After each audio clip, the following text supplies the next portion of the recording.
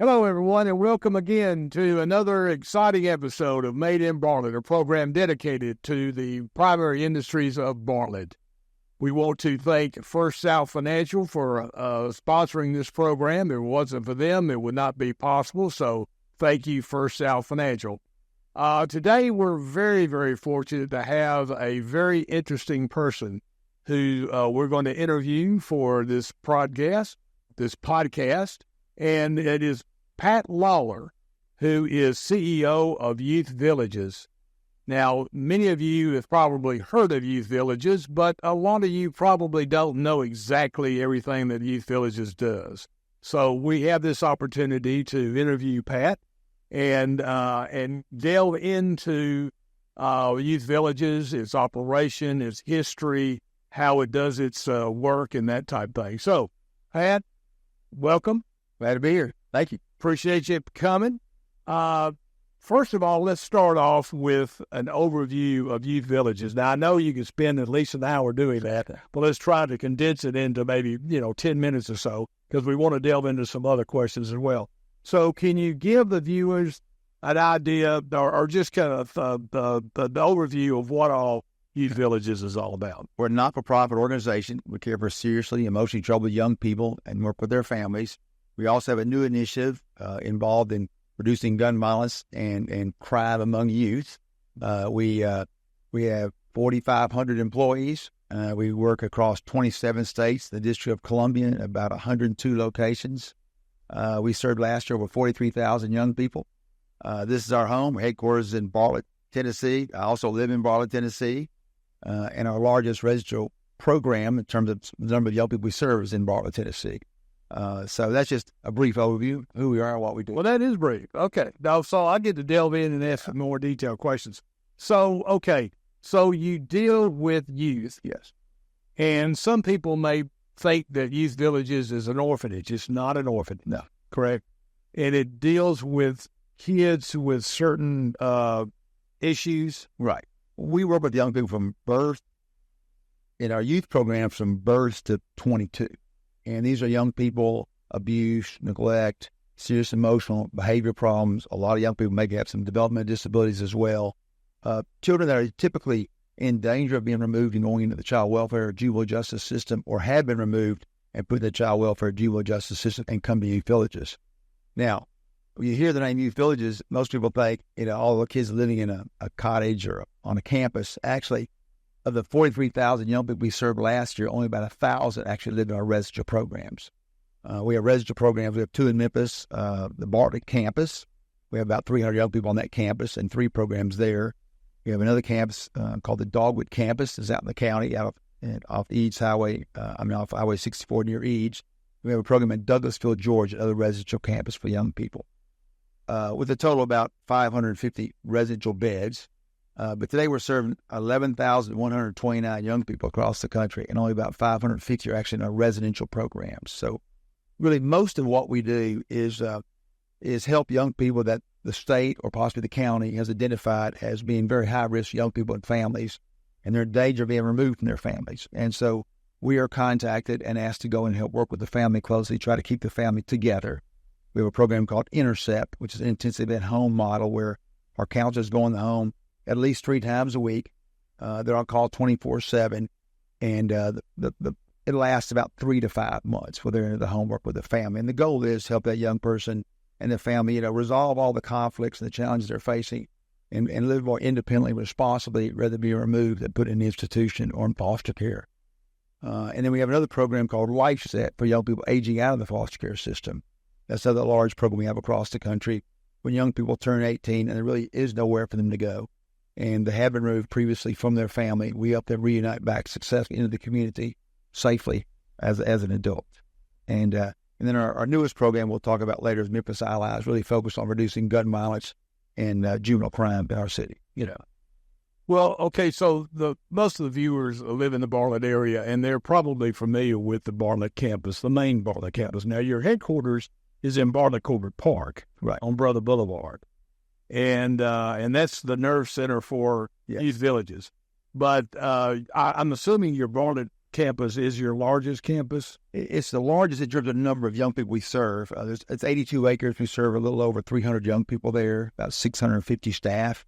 And we have a larger campus in Douglasville, Georgia, with 1,200 acres. But we have about 128 kids there, though. 1,200 acres? Yeah, it's big. Yeah. Did you create that, or is that a facility already in existence? We merged with that organization about 15 years ago. It was already there previously, yes. Now, where is Doug? Just west, about 25 miles west of Atlanta. Okay. So the Bartlett facility, did y'all initiate that? Was that originally y'all's? I mean, you might want to jump back on the history a little bit. A little about the history. Basically, in January, the first week of January 1980, about 45 years ago, I was working at the juvenile court of Memphis, Shelby County, and a new facility opened called Dogwood Village, and it had only been open about a year. And there were a lot of problems there, and the judge asked me to go out there and kind of quietly help them shut it down. Now, was it a government-run organization? It was a privately not-for-profit organization, funding by some government funds as well as private funding. And so I went out there and I came back and asked the judge. I said, "Well, Judge, I'd like to try to keep it running." He said, "Well, you don't have a budget. Most of your board members have resigned, and you're about to lose your license." I said, "I got this, Judge. I got this." Well, what he didn't know, I had no idea what he was talking about in terms of a budget. I'd never seen a budget. My background was in education, counseling, criminal justice, sociology, psychology, so I had no idea what that was. And I didn't know what a board of directors was. That went right over my head. I had no idea what they did. Now, how old were you at the time? I was 24. 24. And he said we were about to lose our license. The only license I knew was on the back of my car. But he was right. All those things were very serious, by the way. And we worked through all that, and he and the board let me stay there. And they said, if you can keep it going for 6 months, we'll continue on. So. Now, this facility, this Dogwood facility, was it kind of a halfway place, or did they jail the kids there, or what? It was a residential campus. They were basically cottages the kids lived in.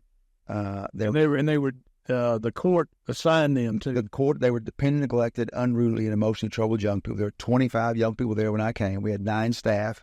We had 19 boys and 6 girls, and they were in cottages on this campus, 41 acres out off Highway 64.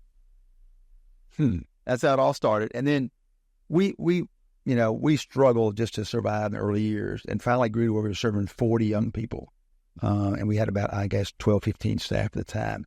And in 1986, Memphis Boys Town was having some problems, some financial problems, some program problems. And they came to us and asked for our help. And we basically, after some months, agreed on joining the two organizations together and created the name Youth Villages. That was the fall of 1986. So the Bartlett campus was originally boys. The Bartlett campus was Memphis Boys Town, and they'd been there since 64, 65. And they had 40 boys there initially. But when we merged, the campus was empty. They had closed the campus down when we merged with them, and we kind of had to start all over. Oh, wow. So the Dogwood campus, was that run by the juvenile court? No. We received referrals from the juvenile court. It was run by a not-for-profit organization. Actually, the not-for-profit organization was called MECA, Memphis Ecumenical Children's Association. That was the initial name. A group of primarily women came together in the 63, 64 and wanted to create a program like that for the youth of Shelby County, because prior to that, all the kids in Shelby County that lived in residential settings were dependent, neglected, were sent to Nashville. I lived at a place called Tennessee Preparatory School. There was about 800 or 900 kids living there. And it wasn't the greatest place for kids from Memphis especially. And it was an old campus. And so this group of women they raised money and helped find the land, and Judge Turner helped them coordinate all. He was on the board, helped them bring all that together. And it opened in December of 1978. So y'all took over the Boys Town in 96? It was 86. We merged. We actually joined as an equal merger in 86.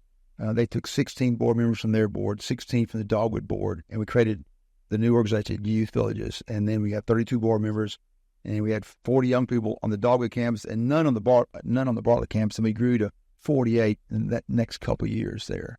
And of course, we were basically two struggling organizations. Now it's one big struggling organization, a little bigger. Well, speaking of struggling, I'm a Chamber of Commerce guy, so I kind of know how that works. Tell us about the funding. How do y'all go about running the operation? Yeah, well, about 85 to 90% of our funds come from government because most of these young people are in custody of state government or services provided by state government or county government, depending on the state. We raise about 10 to 15% in the private sector. So yeah, we're very, very fortunate to have the level of funding we have. In the early years, we weren't raising much money at all. We were very fortunate, very generous community, and not just here, but all over the country.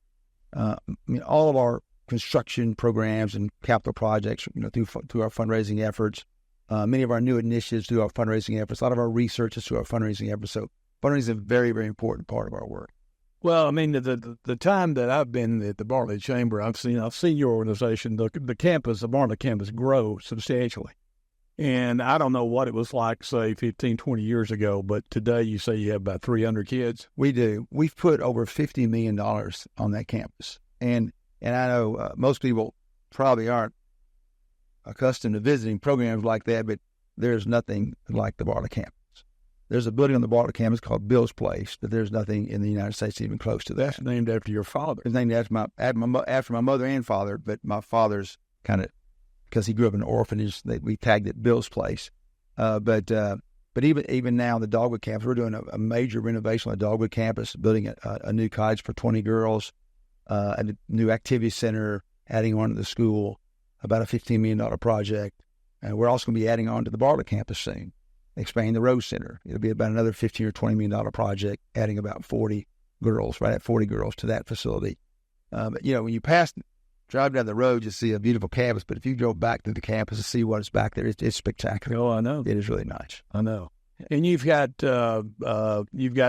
some celebrities that have donated to your effort. We do. Steven Tyler has been a real good partner with us. He approached us that's probably 8 or 10 years ago now. He approached us and asked if, basically we had a first meeting. We said, will you adopt me?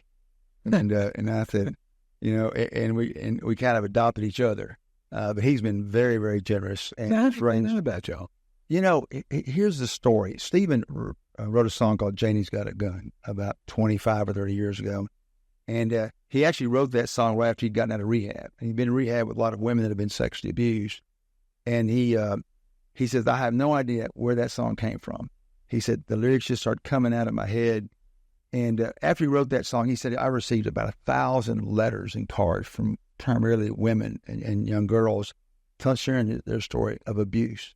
He said, I always wanted to do something for those young people. I always wanted to do something for those women. He said, he has 4 children and 3 girls. He said, I have 3 girls. And he said, I've tried a couple times to work with organizations, and I thought about starting my own, but I had my entire team looking for the most reputable, respected, and successful organization in the country working with young people, especially girls. He said, that's how I found you. Really? And well, that must have made you... It made me feel really good, and we didn't know any of this was going on. And so we spent about 6 months a year getting to know each other really well and learning what he was passionate about. But he has been, I would say, a rock star in our world, too. I mean, he has a big fundraising event each year out in Hollywood on the evening of the Grammys. He's had concerts on our behalf. He's just been wonderful. When he travels around the country, he'll meet with our girls and visit with them. Of course, he spent time on our campus, but yeah, he's been great.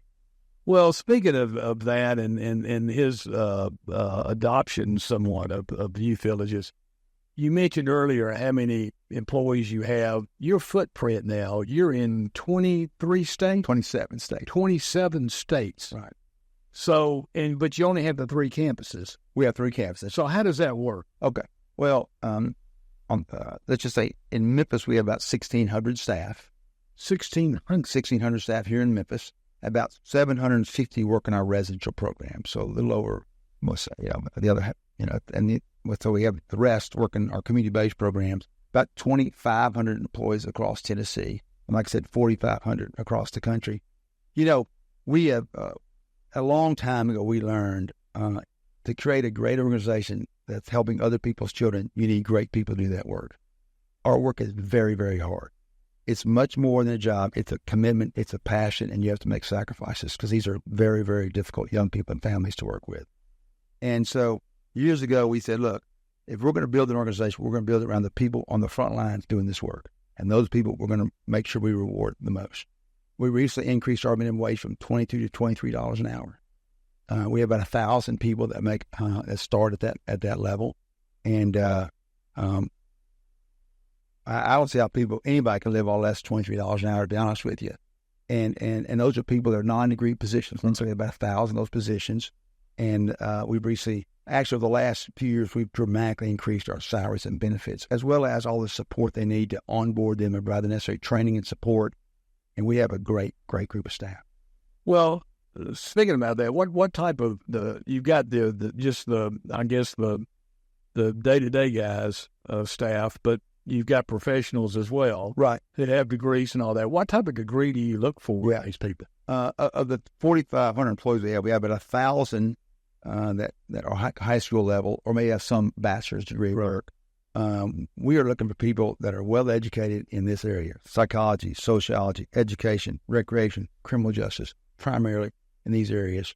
We have about 1,000 staff with master's degrees. Really? And I don't know, about a dozen with PhDs. Yeah, we're very well-educated workforce, but in our field, you have to have a certain level of experience and education to perform certain jobs. For example, if you're a therapist, you have to have a master's degree.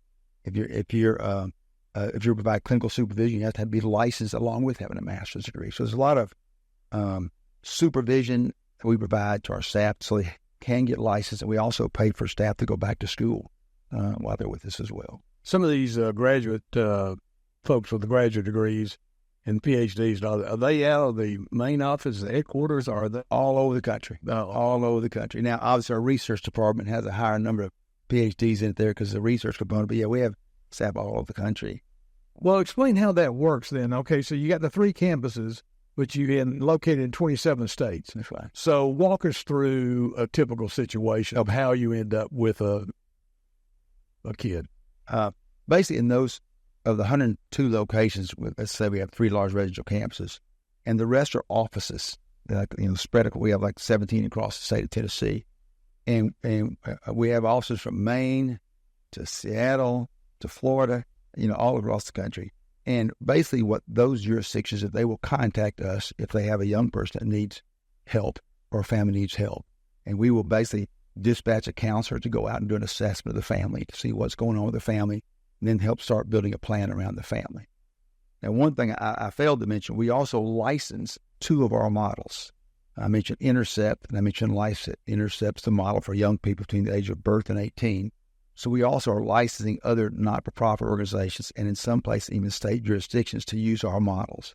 We train them to use our model. We help them hire the staff. We provide clinical supervision, but a separate not-for-profit implements. It's kind of like it's a franchise, but it's much more closely monitored, and we're much more engaged in like a typical restaurant franchise would be. And that's allowed us to grow faster and have a bigger impact and serve more young people across the country. So how do these governments find out about Youth Village? I mean, you mentioned Seattle. So how does someone in the state of Washington, I mean, are y'all that well known that everybody says, oh, well, we need to contact Youth Villages because they're ahead of the curve on all this? Yeah, we are very well known. And let me tell you, primarily because of our programs and our outcomes. I mentioned the program Intercept. Well, we built Intercept. We started building Intercept, an intensive at-home model, in the mid-'90s. And as part of all the programs we build, we always want to create the best model to have the greatest outcomes. And in order to do that, you need to have research scientists to come in and evaluate and assess your model to see how it's doing compared to other models as well.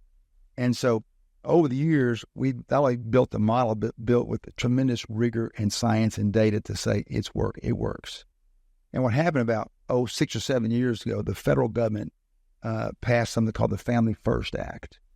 And before that passed, basically the federal government would give states money to put kids in institutions, registered programs, and they would give states money to put kids in foster care. And we've been battling since the 90s saying that does not make sense. Why don't you give states money to keep families together, not take them out of the families?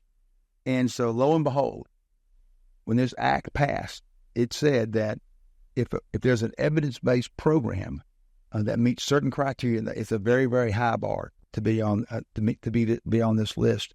and to be what's recognized as well supported. Well, all the work we did building our intercept model over the years made well support on that list. There's only about 20, 25 interventions and models on that list. So basically it says that if you use intercept, the chance of a young person to be removed from their family are over 60% more likely that they're not going to be removed than other programs. So basically everybody knows about us because of our research, but we also have marketing staff and communication staff that we know most leaders in all these states, as large as we are, and over time we've built. But yeah, we know most all these people very well. So that intercept model, that you did not start out of the gate with that model. It took you a while. You evolved, did you not? You were exactly right. We determined in the 92 and 93 that we need to do more than just residential care. Because one, you can only care for so many kids in residential care.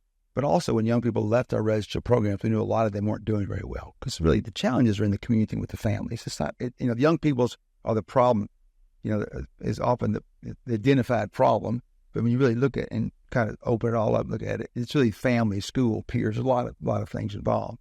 And actually we started using a model that was called multisystemic therapy in January of 1994.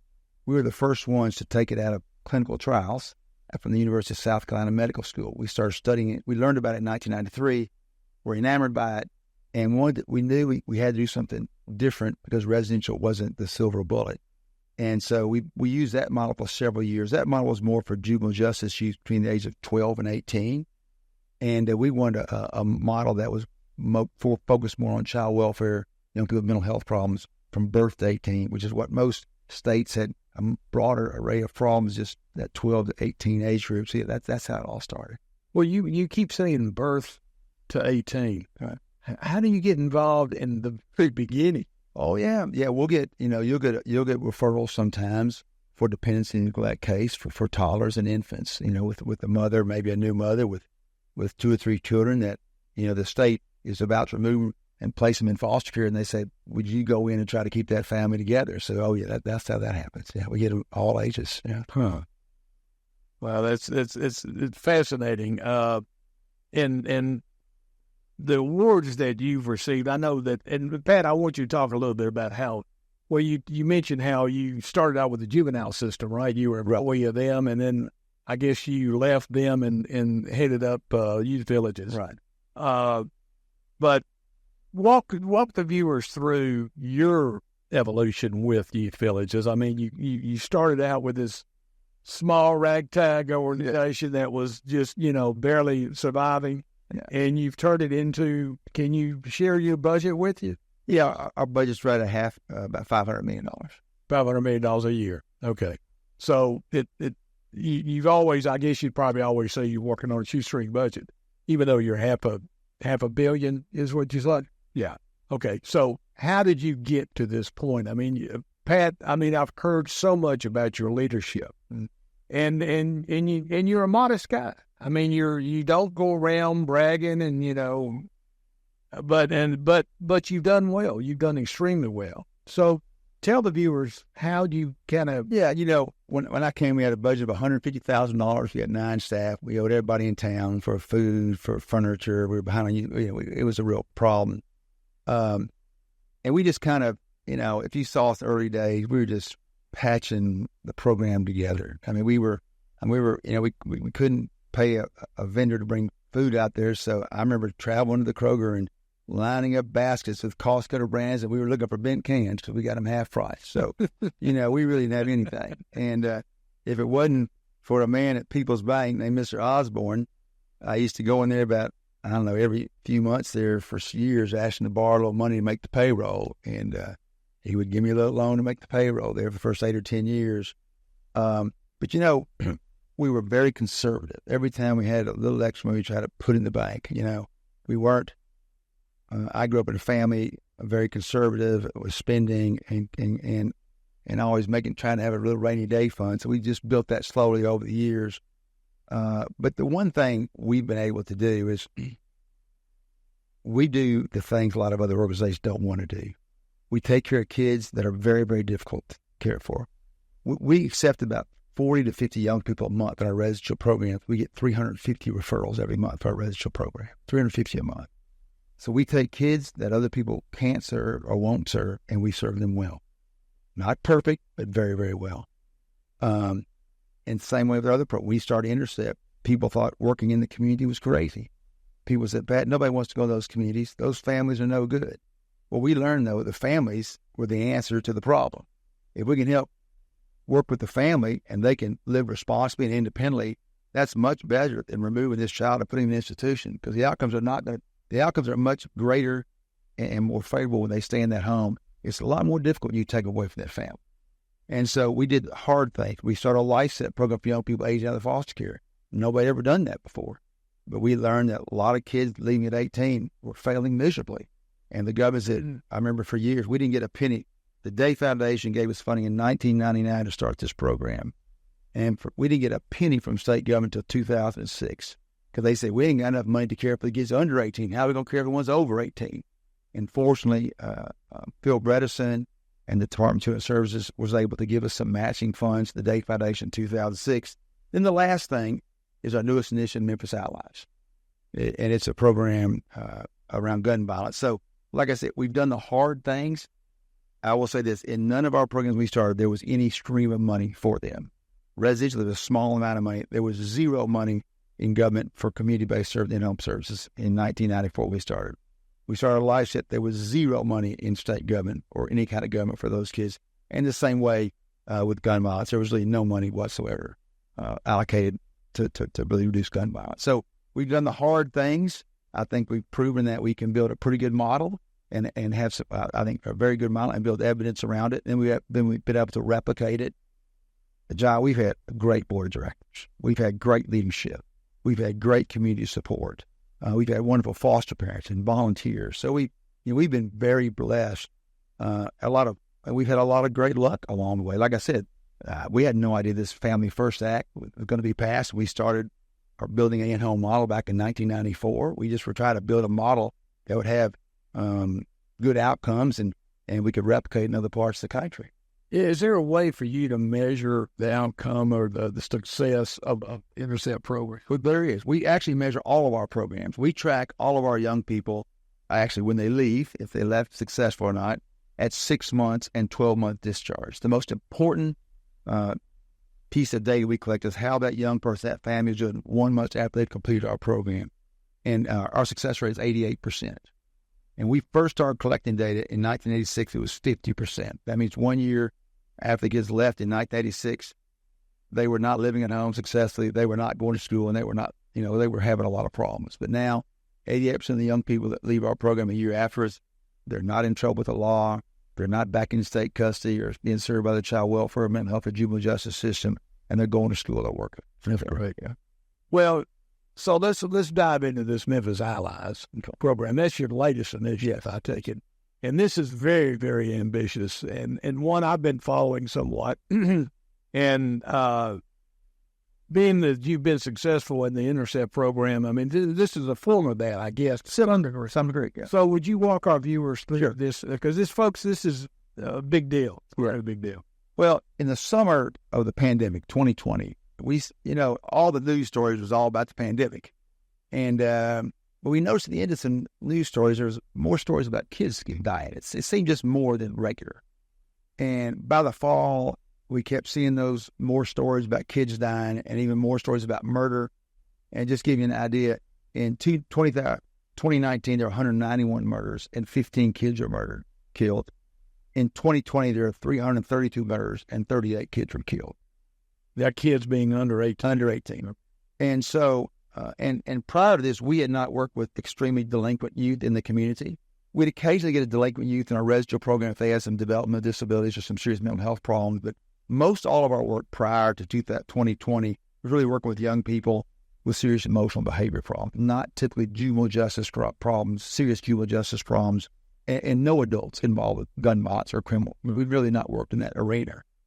But as we started looking at what was going on in our community, and I called over 300 people over about a 6-month period. Of course, everybody was at home, so I got everybody. There's Zoom calls, and most were from our own community, and some were from outside our community. But the primary thing that was going on to try to reduce gun, well, first off, everybody's focused on the pandemic. And but the primary focus was to hire more police officers. Well, look, we need more police officers, but we weren't able to hire more police officers. That's been a struggle, and there's a lot of research that shows that hiring more police officers will reduce crime, but maybe not gun violence in a city like Memphis. So that's a question there. And we knew that there were, that people were trying to start neighborhood watch programs and different things, but we read all the books. We read all the research. We talked to all the national research scientists. We talked to all the national programs that were trying to reduce gun violence. We met with the national and government figures that have been doing this work for years, and we really weren't doing much in the city of Memphis to reduce gun violence. And so we basically asked ourselves. He said, "Look, here we are going all over the country. We built 2 evidence-based models that are having great outcomes and great success. Our city's on fire. Our city's on fire." And when we first got into it, everybody said it was the kids involved in doing all the killing. And we looked at the data. The data was 90% of the murders in our city were committed by adults and still are, not children. Now, children, when youth are involved often in murders, there's often an adult involved. And the average age wasn't 14, which most of the people in our city told us it was. It was 28 that was involved in a murder. And there really weren't the services that were necessary to help reduce gun violence. And so we said, what if we brought all of our top leadership people together in youth villages? We took some of our own money that we had in reserve for national expansion and said, let's put this in Memphis, Tennessee to reduce gun violence. Let's hire the national experts that have worked in other cities to reduce gun violence. Let's hire the best business and planning organization. It's called the Bridgespan Group to help us build a plan. So we spent the entire year of 2020 building a plan to reduce gun violence. That's all it was about, the whole year. We traveled to 5 cities, D.C., Stockton, Oakland, Chicago, and New York, and met with many government leaders and many not-for-profit leaders that have been doing this work for years, and in case of California, for decades. And we learned so much. Here's the 3 most important things we learned. One, we learned that gun violence, everybody's not shooting everybody. Okay, you see the news, you think it's out there. Look, we have 630,000 people in the city. Probably on a given day, there's probably 500 to 800 people involved in gun violence. Okay, it's not an enormous number. So it's a reasonable number of people. Secondly, we learned that there's groups out there and people out there that are doing this work already as volunteers. There's people in these communities doing this work. They may not have the skill set, they may not have the money, they may not have the best interventions, but they're brave and they want to stop gun violence. And the third thing we learned that maybe is most important is that most people involved in gun violence, they want out, but they don't know how to get out. Okay, a lot of these families have been shooting each other for years and decades in some cases, and they're just embroiled in a life of crime and gun violence and safety and security. It's just their lives are overwhelming. And so we came back and said, we're going to put everything we have in this. Because you ask yourself, John, what's more important than keeping people alive? What's more important? And the areas of our community this is in the Black community. Yeah. And there hasn't been the resource allocated to help support these people. And so we basically spent a year building a plan. I'd be happy to share it with you. It's 67 pages long. But let me tell you where we are now, just a little bit about it. And the plan's built around kind of a few key components. One is identify the highest risk people, who those people are, connect to those people, and then provide services. And so the first part, you got to identify who they are, and that's basically built around kind of their history. Most of them are involving gang, clique, or crew. They've been shot or shot at in the last 12 to 18 months, or family have been shot and shot at. They probably have not finished school. They're probably involved in using and abusing drugs. So that's kind of your target group of people. Then you connect with them. And if you saw most of our employees, we have now 183 full-time employees working for Memphis Allies. Really? And along with our partners. And they have similar histories of the people we're trying to help. They've been involved in gun violence and some serious crime themselves. And they're the people they have LTO. It's a license to operate. They live in these communities. They know a lot of these individuals, and they have the respect to be able to talk to them. And then they try to bring them into the program. But it's really, we have a team of staff, just like we do in Life Set Intercept. We have a team of staff. It's a supervisor. It's 2 average workers. It's 3 life coaches. It's a case manager and a therapist. And that group of people just work with 24 guys, mostly guys. And they're seeing these guys 2 and 3, 4 days a week. They're calling them several times a day. They're texting them several times a day. They come into our buildings. Right now, we have 6 locations across the city where they come into our buildings for individual, group, family therapy. Right now, we're working with 408 individuals today, 408 individuals. About 350 are in core programming. There's about another 60 still in the outreach phase. And we served 512 people last year, and 87% of them had no involvement with gun violence whatsoever. Today, the homicide rate's down about 28% over last year. Car thefts were down about 38% over last year. So we feel like we're making progress, but last year was a bad year. Last year we had 420 homicides in our city. It was a horrible year. But we think we're about a third of the way there. We want to be serving 1,000 young people and adults a day. And like I said, we're about 350 right now. We think to move the needle, that means we'll have about 400, a little over 400 staff to do that. Like I said, we're at 183 now. We're working, we started in Fraser and Raleigh, went to Orange Mound next, Hickory Hill next. We recently moved in South Memphis, and we're moving into Whitehaven as we speak. The last area is being North Memphis and Binghamton. That'll be later next spring. But we're excited about the progress we've made, but we're learning every day.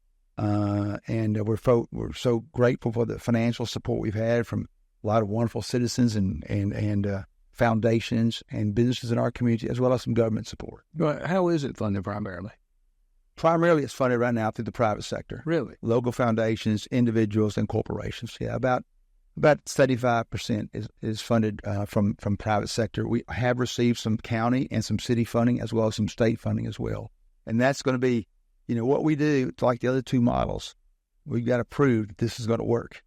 And then we hopefully will bring on more support from the government entities.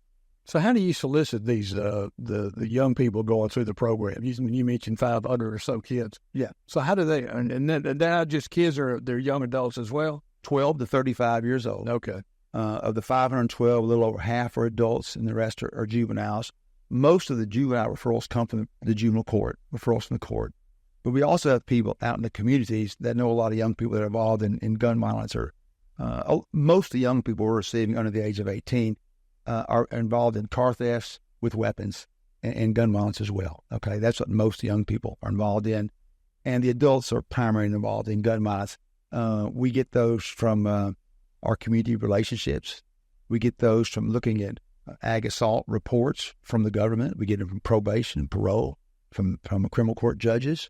Our staff are at 201 Poplar every day. We're meeting with guys in jail. A lot of those guys are getting out. And if they're getting out, we want to be sure that they got something to do. And our program is built around cognitive behavior therapy. Most of these young people and young men, their mind is built around survival, okay? And they're trying to survive. And by the way, most of these people are very poor, okay? There's some research that says about 28% of these guys don't eat every day. Yeah. In all of our buildings, there's food in our buildings every day.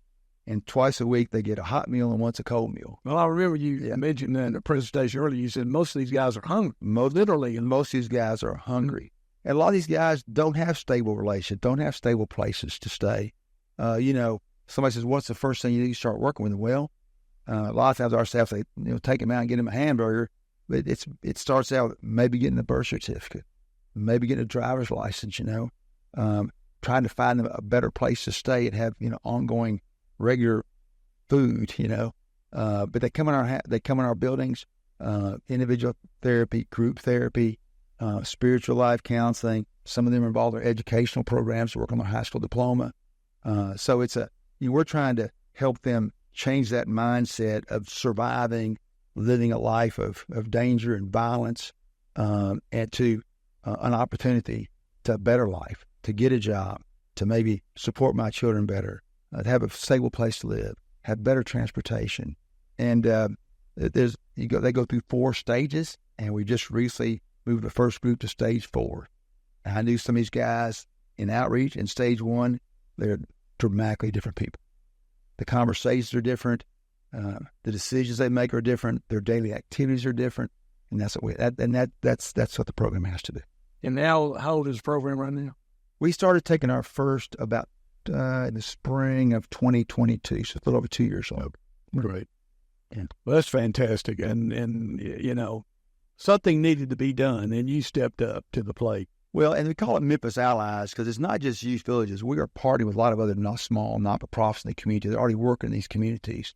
And we're providing the resources, the support, and the supervision, the training as one Memphis Allies. But there's a lot of other not-for-profits involved as well. Yeah. Well, it's a team effort. It's a team effort. It takes the whole city. And we've had, let me say, it's a great relationship with the mayor, the juvenile court, the criminal courts. You know, we have some really wonderful relations. The sheriff's department, the police department, you know, there are some tasks, you know, when they were giving us referrals as well. Yeah. Well, Pat, it's been a pleasure interviewing you, and we could go on and on, I know, but Mark is in there saying, okay, you know, let's wrap it up. But, Pat, thank you again for coming by and sharing your time with us. Youth Villages is definitely an asset for this community, not just Bartlett, but the entire Mid-South region.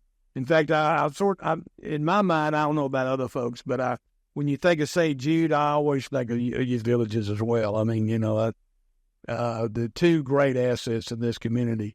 So anyway, thank you for watching. Make sure that you subscribe to us. There's a lot of other podcasts we have as well that we think you'll find interesting. We want to thank First South Financial again for sponsoring this program, and a shout out to V2 Media, who is producing this. So, folks, until next time, take care.